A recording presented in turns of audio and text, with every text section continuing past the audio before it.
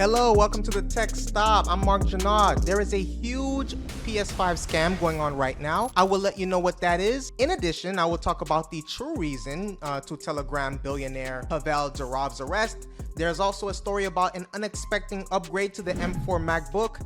There's a breaking development in the Linux versus Windows war, meaning Linux just gained a huge edge over Windows. There's a product in Flipper Zero that makes Wi-Fi attacks even scarier, and I will finalize with Chinese hackers just breached two huge American internet service providers. So without further ado, let's get right into it. We're going dark. The PS5 scam, right? Parental PS5 scams have become increasingly common, especially on social media platforms like Facebook. And here's the main point that you're going to want to take away from this development, right?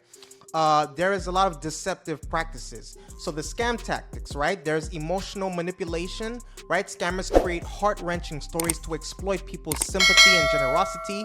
Some of the common narratives include, like, a parent claiming their child died tragically, or offering to give away a PS5, bought for the deceased child, or stating, that keeping the console is too painful.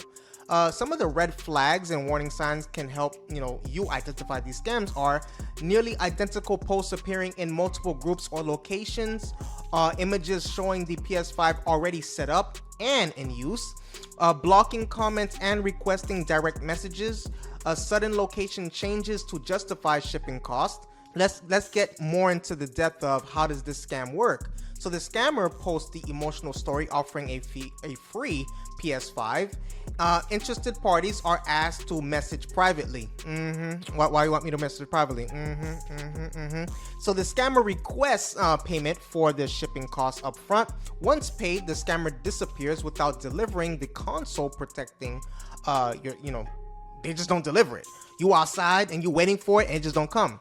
So to avoid falling victim to these scams, be skeptical of overly emotional stories offering expensive items for free. Research the seller and look for repeated posts or images. Never pay shipping costs up front, especially via friends and family.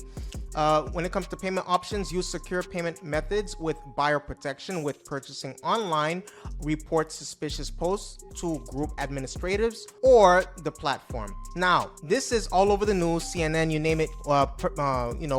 Pavel has been arrested, right? And Pavel Durov, the founder and CEO of the messaging app Telegram, was arrested in Paris in August 2024, as part of a broader investigation into alleged criminal activities on the platform. Now, here's the true reason, right? Because there's a lot of backdoor reasons, but, French authorities detained Durov as part of a judicial inquiry involving 12 alleged criminal violations. The main allegations include complicity in selling child things, nasty child things. There's the complicity in drug trafficking, fraud, abetting organized crime transactions, refusing to share information or documents with investigators when required by law. There's prosecutors claim that Telegram was complicit in illegal activities and failed to cooperate with the law. There's enforcement requests for information. Now, when it comes to the arrest details, Durov was apprehended at Le Bourget airport near Paris after arriving in a private flight after, whatever. He was taken into custody and questioned in France's National Anti-Fraud Office. Now, the legal process as of August 28th, Durov had not been formally charged. He could be held for questioning until, August 28th. At that point, judges must either charge him or release him. Now, there's a response by Telegram, right? Telegram issued a statement claiming the company abides by EU laws. Its constant moderation is within industry standards and constantly improving. Now, Durov, they're saying, has nothing to hide and travels frequently in Europe. Now, there are broader implications, right? The arrest has sparked debates about digital freedom of speech, social media platform responsibility, government overreach, and censorship. Some supporters include Edward Snowden, have called the arrest an assault on basic human rights of speech and association. However, legal experts note that platforms do not have immunity from criminal laws regarding illegal content. Now, Should he be held liable for what other people are doing? Please let me know in the comment section below. Do you think it's free speech? Do you think it's not? I don't know. let me know. There's international reactions, right? Russia, the Kremlin spokesperson, declined to comment, stating they were awaiting official information. Russian officials expressed outrage, calling it politically motivated. Elon Musk has even gotten involved. He posted the support of Durov with a free Pavel, I believe, on X. Now, there's a huge upgrade to the M4 MacBook. Apple is expected to release new MacBook models featuring the M4 chip in the near future. And here are some details about the M4 MacBook upgrade. So the M4 MacBook Pro models are anticipated to debut in fall 2024. This aligns with Apple's recent pattern of releasing new MacBook Pro models in the fall. Now, the M4 MacBook Air expected release, which is the spring 2025, about a year after the M3 MacBook Air launch design. So no changes expected to the current design introduced in 2022. Now, in regards to performance, the base M4 chip is projected to offer a 20% performance boost over the M3. The features are likely to retain the current port configuration and display, with possible addition of Wi-Fi 7 support, M4 MacBook Pro. When it comes to the chip options, it's expected to come with M4, M4 Pro, and M4 Max variants. In regards to the memory, all models in testing have at least 16 gigabytes of unified memory, up from the 8 gigabytes base in some current models. There are some AI capabilities. The increased base memory may be to support new Apple Intelligence features. Now, the key improvements is the enhanced neural engine. The M4 chip is rumored to significantly advance the neural engine, which has remained largely unchanged since the M1. There's a bigger focus on the AI, right? The M4 upgrade is expected to showcase Apple's AI capabilities, with Apple Intelligence features being a major focus. Now, here's some buying advice, right? If you need a MacBook immediately for tasks like video/photo editing, current M3 models, except the 8 gigabytes version, should suffice. However, if machine learning is a priority and you can wait, the M4's improved neural engine may be worth holding out for. Remember that Apple's upgrade cycles are frequent, so there will always be newer models on the horizon. The decision to wait should be based on your current needs and how much the anticipated improvements align with your use case. Linux just threw a hand at Windows, right? So after the CrowdStrike incident shone a light on the Windows' utter dominance across enterprise in late July 2024, users may be relieved to hear the perennial up-and-comer Linux may be on course to hit 5% market share by 2025. While new data from the stat counter, providing data for July 2024, shows that Windows is still the stalwart favorite with 72% market share, Linux was recorded having, reached 4.5 market share. This could be, welcome news for anyone not already in or looking to get out of the Apple ecosystem, or displeased with the Microsoft's interminable attempts to turn Windows into a service. Linux, so this is good for small businesses, etc., because Linux rise hasn't been smooth sailing. Though it reached 4% in late February 2024, it then slipped back to a 3.9% share in April and May. The latest result, however, shows the progress is happening thick and fast, and if the alternate operating system's current market share trajectory holds, it will hit 5% by February 2025.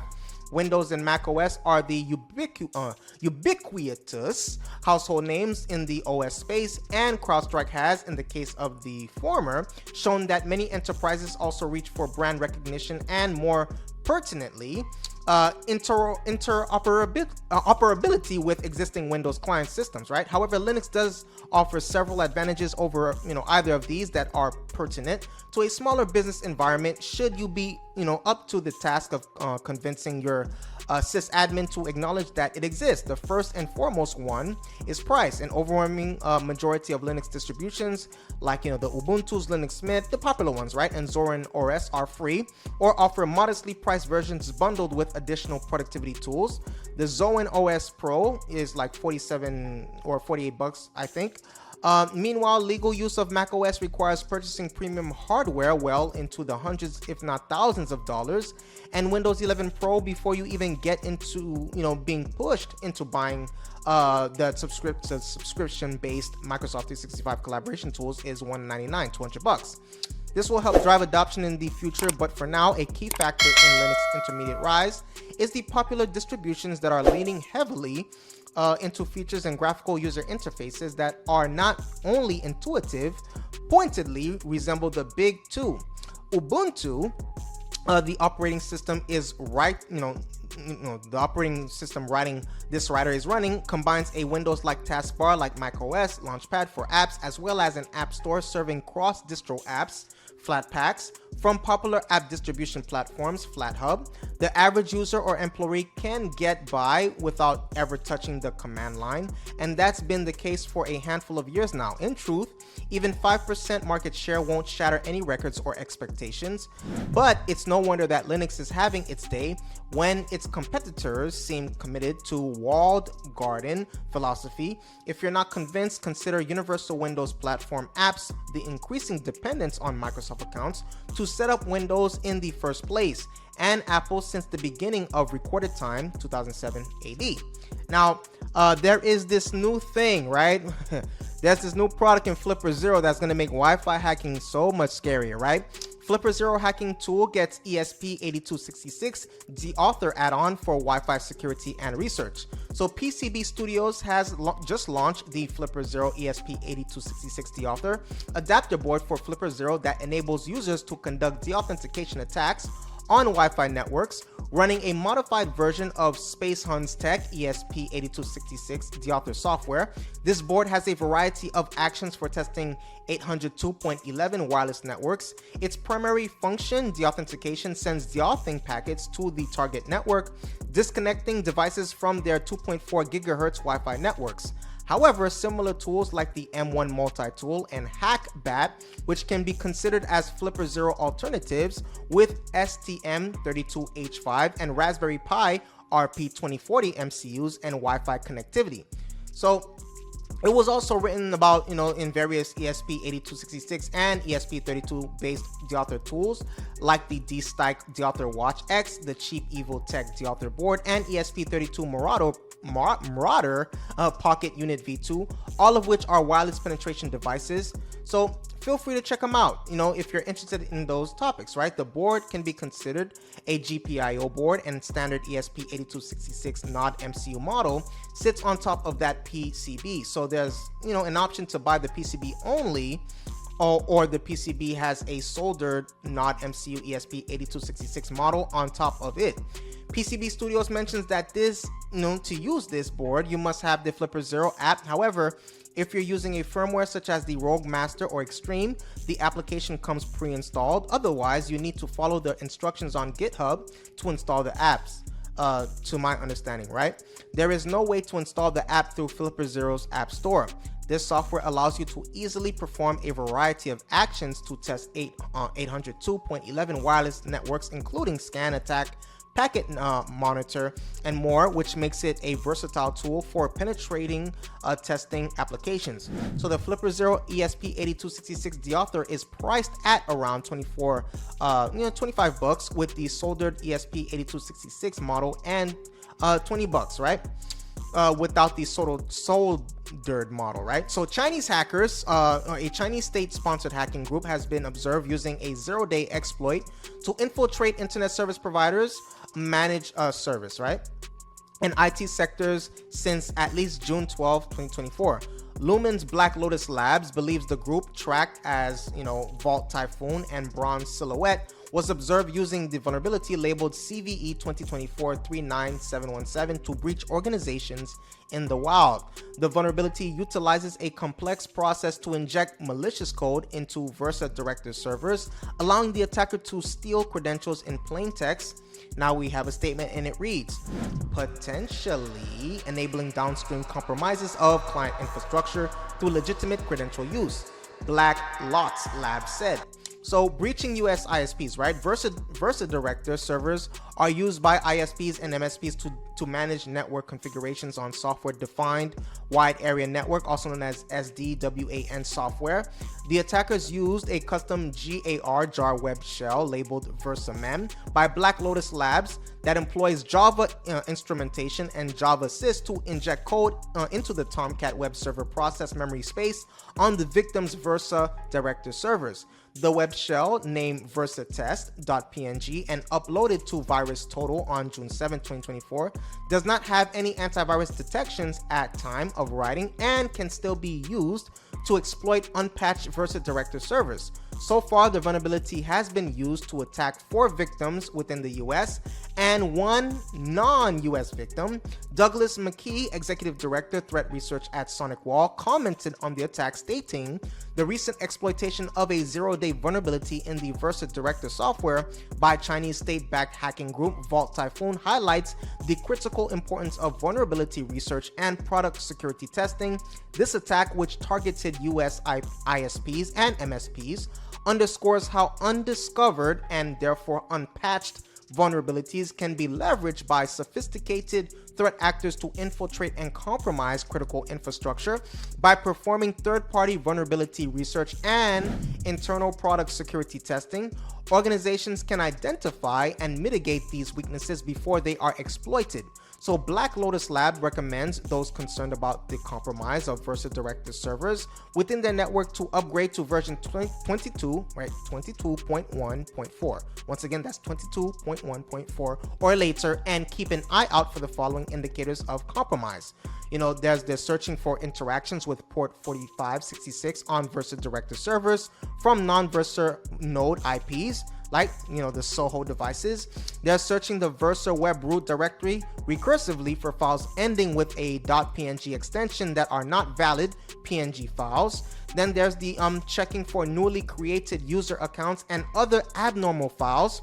There's auditing user accounts, reviewing system/application/user logs, rotating credentials, analyzing downstream customer accounts, and the triaging lateral movement attempts if any indication of compromise are identified, or the management ports 4566 or 4570 were exposed for any period of time.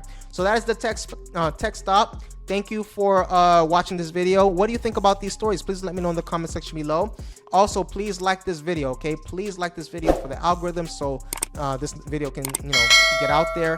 Please help me out with that, guys. I appreciate your viewership. Stay safe and see you in the next video.